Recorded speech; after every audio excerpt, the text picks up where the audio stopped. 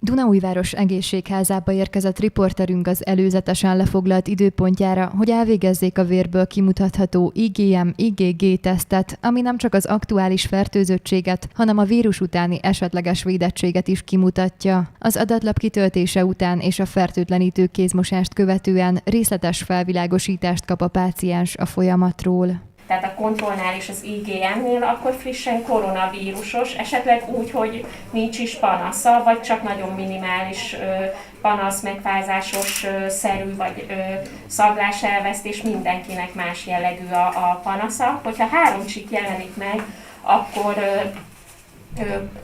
elkezdődött már az ellenanyag képződés a szervezetébe, de még fertőzheti a környezetét, és hogyha fönt, illetve középen itt az IgG-nél jelenik meg csík, akkor lezajlott a koronavírus, átesett a fertőzésen, fél évig védettséget ad.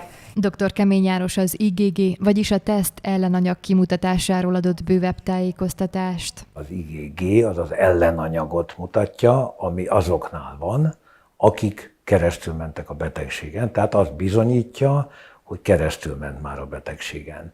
De azt is tudjuk most már, hogy ez a betegség, a Covid nem csinál, vagy nem mindenkinél csinál komoly tartós védettséget, de ha van, akkor az nagyon jó. Nekem például, hála Istennek, nagyon jó védettségem van, miután átvészeltem a Covidot.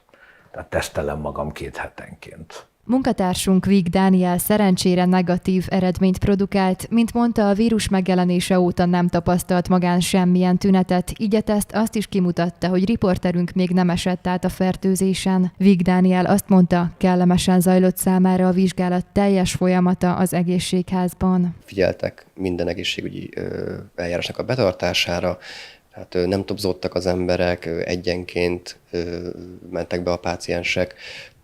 Előtte ugye teljes kézfertőtlenítés van, nem érhettem hozzá, utána azzal a kezemben semmi, szóval ez steril kéz volt. Innen aztán egy újból egy vércseppet vettek, és egy ilyen nagyon picike, kis gyufás doboz méretű